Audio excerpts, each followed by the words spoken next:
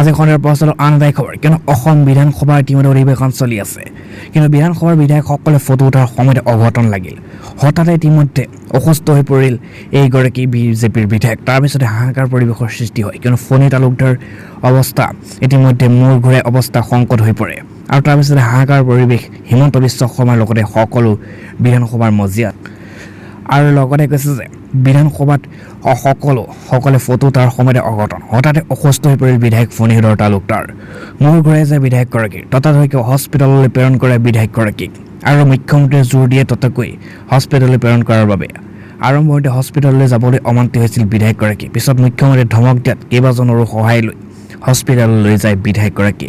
আৰু এটা বৃহৎ ডাঙৰ খবৰ আহিছে আমাৰ হাতত দৃশ্য আহি পৰিছে এই হৈছে ফণী তালুকদাৰ তেওঁ প্ৰথমতে বিধানসভা মজিয়াতে আছিলে কিন্তু হঠাৎ তেওঁ মূৰ ঘূৰাই যায় আৰু জেগাতে ঢলি পৰিব ধৰে আৰু সেই পিছতেই বিধানসভাৰ মজিয়াত সকলো ফটো উঠি আছিল কিন্তু সেই সময়তে এই ফণী তালুকদাৰ আপোনালোকে দেখিছে যে দুজন মানুহে তেওঁ হাতত ধৰি আছে আৰু হঠাৎ তেওঁ এইদৰে ঢলি পৰিবলগীয়া হয় আৰু লগতে অসুস্থ হৈ পৰে বিধায়ক ফণী তালুকদাৰ কিয়নো মূৰ ঘূৰাই যায় বিধায়কগৰাকীৰ আৰু তাতলৈকে হস্পিটেললৈ প্ৰেৰণ কৰে বিধায়কগৰাকীক আৰু তেওঁ প্ৰথমে বিধায়কগৰাকী যাবলৈ অমান্তি হৈছিল কিন্তু মুখ্যমন্ত্ৰীয়ে জোৰ দিয়ে ততলৈকে হস্পিটেললৈ প্ৰেৰণ কৰাৰ বাবে আৰম্ভণিতে তেওঁ যাবলৈ অমান্তি হৈছিল যদিও মুখ্যমন্ত্ৰী হিমন্ত বিশ্ব শৰ্মাই ধমক দিলে আৰু তাৰপিছতে ইতিমধ্যে যাবলৈ বাধ্য হ'ল হস্পিটেললৈ অৱস্থা সংকট বুলি বৰ্তমান জানিব পৰা গৈছে আৰু তাৰ পাছৰ খবৰটো আহিছে যে এই মুহূৰ্তত সংকটৰ মজিয়াত বেয়াকৈ মাৰপিট লাগিল নেতা সামাজিক মাধ্যমত ভাইৰেল হৈ পৰিছে মাৰপিটৰ দৃশ্য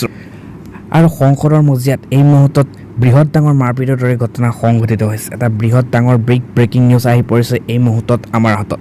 কিয়নো সংকটৰ মজিয়াত বেয়াকৈ লাগিল মাৰপিট সামাজিক মাধ্যমত ভাইৰেল হৈ পৰিছে এটা দৃশ্য কিয়নো সকলো সংকট চলি আছিল আলোচনা কিন্তু হঠাৎ লাগিল মাৰপিট কিয় আমাৰ হাতত দৃশ্য আহি পৰিছে সমগ্ৰ দৃশ্য দেখাম কিন্তু আপোনালোকক প্ৰথমতে দেখাই লৈছোঁ এই দৃশ্য ৰাজনৈতিক নেতাৰ মাজত শালীনতা ভংগ কৰি সংকটৰ মজিয়াত মাৰপিট লাগি গ'ল নেতা যি মাৰপিটৰ দৃশ্য হৈ পৰিছে ভাইৰেল সামাজিক মাধ্যমত আৰু এনে বিধায়ক উত্থাপনৰ পিছতে প্ৰথমে বাকযুদ্ধ কিয়নো এখন বিল উত্থাপন কৰিছিল সংসদত আৰু তাৰপিছতে বিল উত্থাপন কৰাৰ পিছতেই বাকযুদ্ধ লিপ্ত হয় আৰু তাৰ পাছতে ঘটনাত একেবাৰে বেয়াৰ ফালে ঢালি যায় কিয়নো দেশত হতাহতি নামি পৰে নেতাসকল আৰু এই অভাৱনীয় দৃশ্য দেখিবলৈ পোৱা গৈছে ইতিমধ্যে সংসদ ভৱনৰ ভিতৰত এটা বৃহৎ ডাঙৰ খবৰ আহি পৰিছে কিয়নো যি এখন বিল উত্থাপন কৰিছিলে সংসদত আৰু এই বিল উত্থাপন কৰাৰ পিছতেই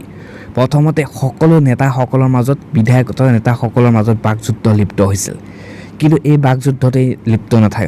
নাথাকি আৰু তাৰপিছত এই ঘটনা একেবাৰে বেয়াৰ ফালে ঢাল খাইছিল আৰু অৱশেষত হতাহতি মাৰপিটৰ দৰে ঘটনা সংঘটিত হয় আৰু যি দৃশ্য ইতিমধ্যে সংসদৰ পৰা দৃশ্য ছ'চিয়েল মিডিয়াত ভাইৰেল হৈ পৰিছে কিয়নো বাক বিতণ্ডা ইমান তললৈ নামি যায় যে প্ৰায় সকলোৱে মাৰপিট কৰিবলৈ ধৰে আৰু এজনকৈ সকলো বিধায়কৰ মাজত মাৰপিটৰ দৰে ঘটনা সংঘটিত হয় আৰু ইলেক্ট্ৰনিক পেমেণ্ট বাক বিতণ্ডা আৰম্ভ হয় বিপক্ষ দলৰ সদস্যই আনকি এই বিলৰ বিৰোধিতা কৰি অধ্যক্ষ আসন ওচৰলৈকে গৈ পায় আৰু এই বিল কোনো কাৰণতে মানি নলয় যিহেতু যি ইলেক্ট্ৰিক পেমেণ্ট টেক্স বিলৰ উত্থাপন কৰিছিল আৰু তাৰপিছতে বিৰোধীয়ে ইতিমধ্যে এই কাণ্ড সংঘটিত কৰে আৰু কিন্তু পিছলৈ যেতিয়া অধ্যক্ষৰ বাৰম্বাৰ অনুৰোধৰ পিছতো নেতাসকলৰ মাজত হতাহতি বন্ধ নহয় নিৰাপত্তাৰক্ষী নিয়োগ কৰিব লগা হয় পৰিস্থিতি শান্ত কৰাৰ বাবে আৰু ইমানেই মাৰপিটৰ দৰে ঘটনা সংঘটিত হ'ল যে পিছলৈ নিৰাপত্তাৰক্ষীৰ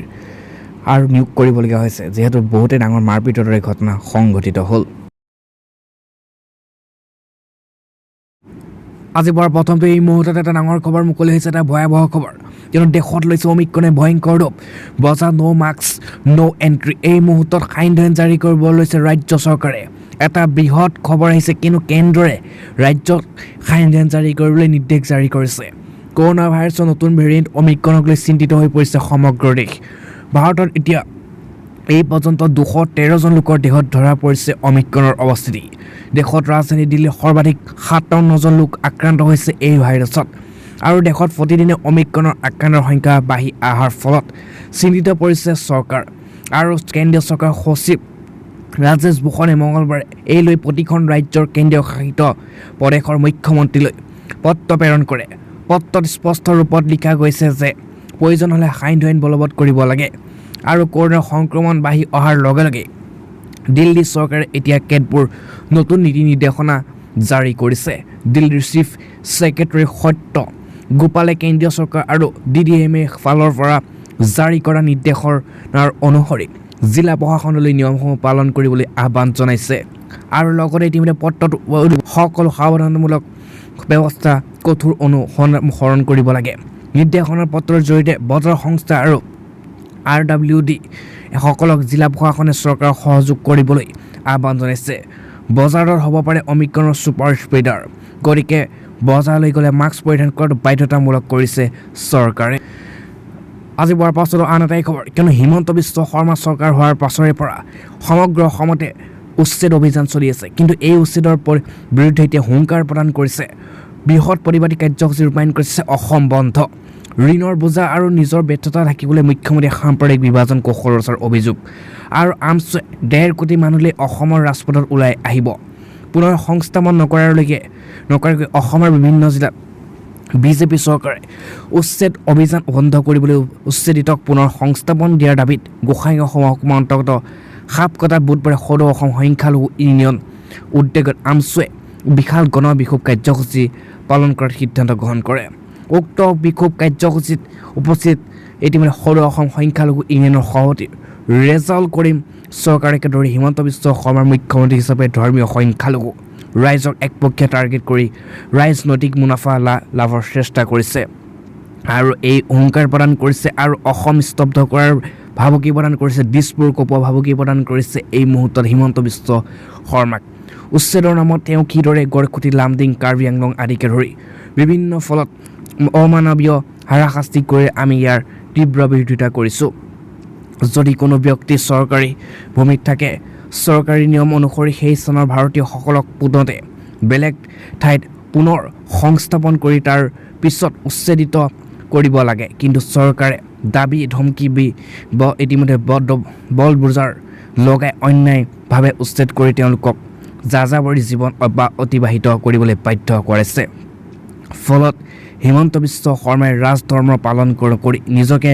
মিছলীয়া মুখ্যমন্ত্ৰী হিচাপে পৰিচয় দিছে বুলি উল্লেখ কৰিছে গতিকে ডিচেম্বৰ মাহৰ ভিতৰত মুখ্যমন্ত্ৰী উচ্ছেদিতসকলক পুনৰ সংস্থাপন নিদিয়ে অহা জানুৱাৰী মাহৰ পৰা দিল্লী আৰু ইয়াৰ বিৰুদ্ধে ৰাষ্ট্ৰীয় ছেমিনাৰ আয়োজন কৰা হ'ব লাখ লাখ সংখ্যালঘু লোক ৰাষ্ট্ৰীয় ঘাইপথত ওলাই আহি বৃহৎ ডাঙৰ প্ৰতিবাদ কৰিব আৰু অসম স্তব্ধ হৈ পৰিব সম্পূৰ্ণ অসম বন্ধ হৈ পৰিব আজি হোৱাৰ পাছত আন এটা খবৰ যিটো খবৰে সমগ্ৰ অসম জোকাৰি গৈছে কিয়নো ইতিমধ্যে এটা এপৰ বাবে প্ৰাণ হেৰুৱাইছে ইতিমধ্যে শিক্ষকে আৰু অসমৰ হাজাৰ হাজাৰ শিক্ষক ইতিমধ্যে বিপদত পৰি